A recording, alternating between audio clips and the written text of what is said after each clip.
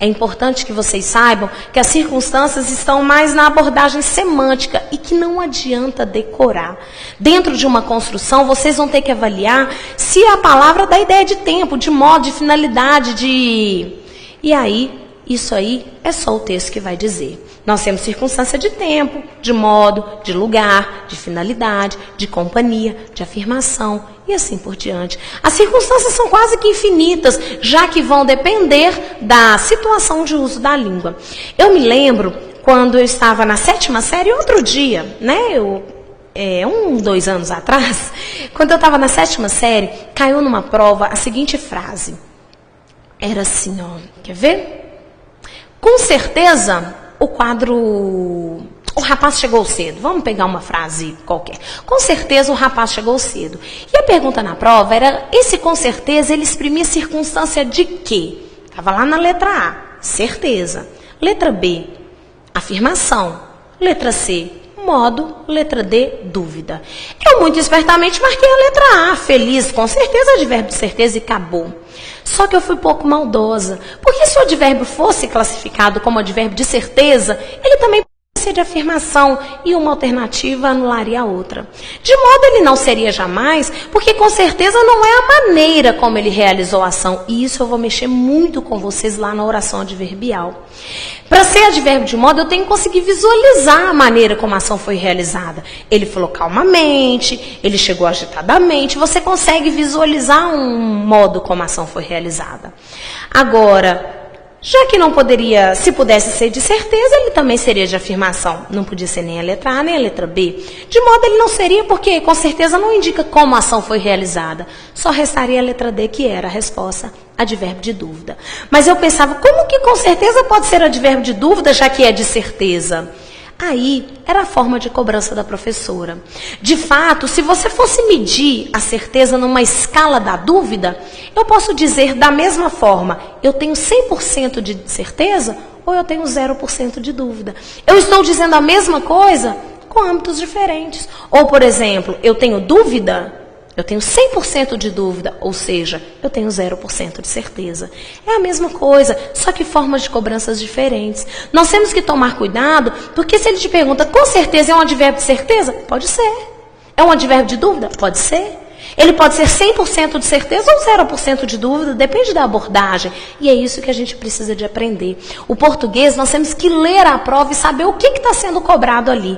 Aí o aluno vai perguntar, professora, eu tenho que adivinhar? Não. Numa prova de alternativas, letra A, B, C e D, pressupõe que você escolhe uma e exclui as outras. Se a letra A e a letra B são parecidas, parecem sinônimos nesse contexto, não pode ser nenhuma nem outra. Então, a abordagem da prova era que 100% de certeza, com certeza, era 0% de dúvida. Temos um sinônimo aí diferenciado. Quero que vocês levem isso para a prova de vocês, para a vida de vocês, que advérbio, ele vai exprimir uma circunstância e nós temos que ler a prova para saber qual circunstância foi indicada naquela questão. Tem uma picaretagem mora aí de alguns alunos que decoraram, aprenderam aí por conta própria que tudo que termina em mente é advérbio de modo. Vamos pensar aí um pouquinho. Na aula de substantivo, na aula de derivação, substantivo simples e derivado, nós combinamos que o prefixo, ele acrescentava significação. Feliz é um adjetivo. Infeliz é um adjetivo que indica negação. E que o sufixo, além de acrescentar sentido, ele podia ter uma outra função, que era mudar a classe gramatical. Isso não é regra, é uma possibilidade. Quando você pega, por exemplo, feliz é um adjetivo. Com o sufixo felicidade, deixa de ser um adjetivo e passa a ser um substantivo. Da mesma forma, seria a construção de advérbios na língua portuguesa. Existem palavras que já são advérbios, cedo, tarde, não. Nós temos aí, descontextualizadamente, advérbio. Cedo, advérbio de tempo, não, advérbio de negação e assim por diante. Acontece que existem palavras que são construídas a partir de hoje e se tornam advérbios. Quando você pega feliz, que é um adjetivo, acrescentando-se o sufixo mente, sufixo a terminação mente, nós temos a formação de um advérbio. Feliz, felizmente. Certo? Certamente. A forma básica para se formar um advérbio, um novo advérbio na língua portuguesa, seria pegar um adjetivo, mudar para o feminino e acrescentar o sufixo mente. Quando você pega, óbvio, obviamente. Esperto, espertamente. Claro que os adjetivos que não têm feminino acrescentariam apenas os sufixos. Mas, de uma forma geral, põe no feminino e acrescenta mente. Daí a afirmação de que tudo que termina em mente é advérbio. Cuidado. Dentro dessa construção, toda nova palavra construída no português em que se acrescentou o sufixo mente, nós temos aí, de fato, um advérbio. Existe uma ideia de que todo advérbio que termina em mente é advérbio de modo. Isso não é verdade universal. Vocês precisam de ter em mente que a circunstância ela é dada pelo texto, não é por uma decoreba prévia que vocês tiveram antes da prova. Se você pensar que ela entrou calmamente, de fato, esse é um advérbio de modo. Eu consigo visualizar uma ação cautelosa, cuidadosa, amena. Agora, se eu digo, infelizmente, Joãozinho morreu, infelizmente é o modo como Joãozinho morreu, de jeito nenhum. Isso está muito mais próximo de um advérbio de opinião, na verdade, está muito mais ligado, esse infelizmente, está muito mais ligado àquilo que eu penso sobre a ação verbal do que a ação em si. De fato, nessa frase, infelizmente, Joãozinho morreu, eu estou dizendo que, nossa, sacanagem, eu não concordo, Joãozinho não devia ter morrido. Isso não foi uma coisa boa de se acontecer.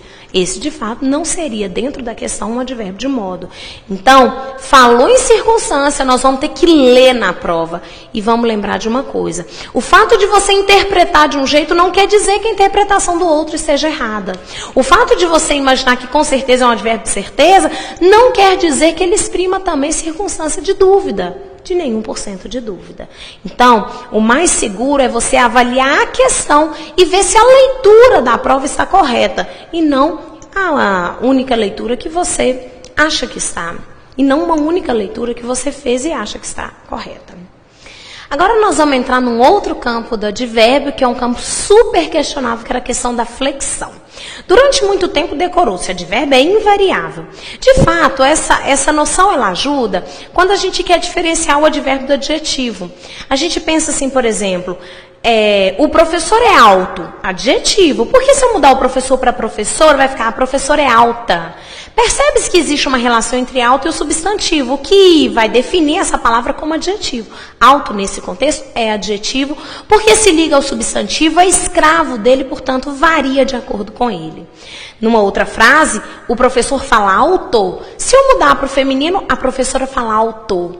Esse alto não variou de acordo com o substantivo, ele não está escravo do substantivo.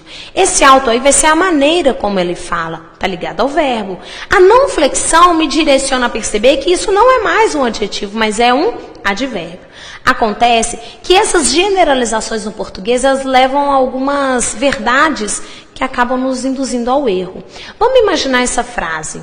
Maria chegou, ação realizada. Posso dizer que cedo, exprime circunstância de tempo, cedíssimo, cedão, que é até uma variação coloquial.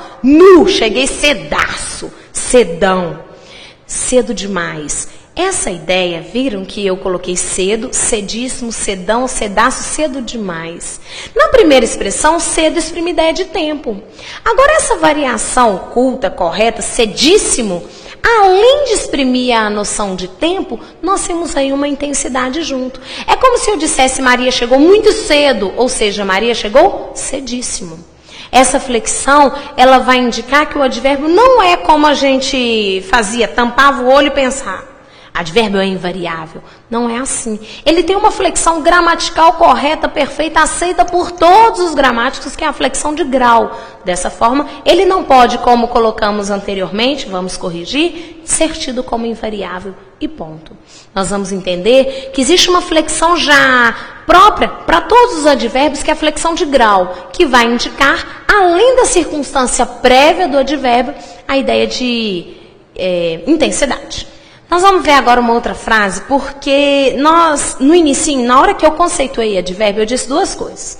Primeiro, eu disse que, em geral, era a palavra que se ligava ao verbo, indicando a circunstância em que a ação ocorreu. Mas eu fiz uma ressalva. Não uma ressalva, mas acrescentei uma outra informação. Eu disse que o advérbio também pode se ligar ao verbo, ou um adjetivo, ou a um outro advérbio. Por exemplo, nessa frase, ela agiu muito bem. Eu poderia entender que muito está ligado ao agiu e que bem está ligado ao agiu.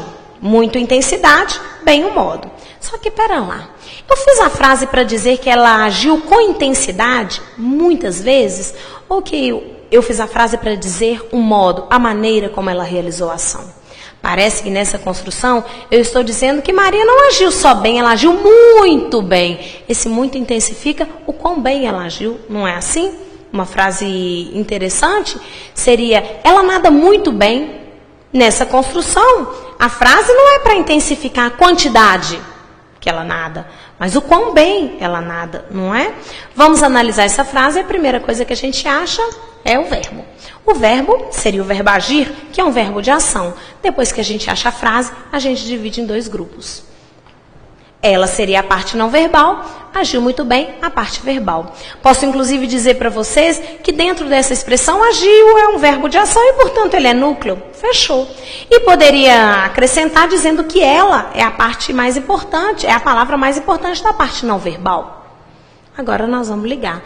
Muito bem é a maneira como ela realiza a ação de agir. Dentro dessa estrutura, eu vou dizer que muito bem juntos. As duas palavras juntas especificam o modo como ela realizou a ação de agir. Daí agora nós vamos lembrar que dentro de um grupo sempre tem uma palavra que é mais importante. Qual que será mais importante? Será que é muito ou será que é bem? Vamos pelo sentido. Se eu tirasse o bem, ela agiu muito, eu respeito a ideia inicial da frase? Se eu tirar o muito, ela agiu bem, eu respeito a ideia inicial da frase? De fato, haverá mudança semântica, haverá mudança de ênfase. Mas o que é mais importante? Ela agiu muito ou ela agiu bem? Ora, eu fiz a frase para dizer como que ela age. Portanto, bem seria a palavra mais importante dessa expressão. Daí eu posso dizer que muito se liga ao bem, intensificando a maneira como ela realizou a ação. Inclusive, vou dizer que bem é um advérbio de modo, é como ela realiza a ação, e muito é um advérbio de intensidade. Intensifica o advérbio de modo. Nessa expressão, se eu fosse dar nome à expressão como um todo, a expressão carregará o nome da palavra mais importante. Muito bem seria uma adjunta adverbial de modo. Seria uma locução adverbial de modo. E aí nós vamos traduzir, nós vamos trazer a palavra mais importante dessa estrutura. Estou mostrando aí para vocês que bem é um advérbio que se liga ao verbo agir. O muito bem é uma locução adverbial que se liga ao verbo agir. Mas o muito não se liga ao verbo. O muito aqui está intensificando um outro advérbio, que é uma outra função já colocada aí anteriormente para o advérbio.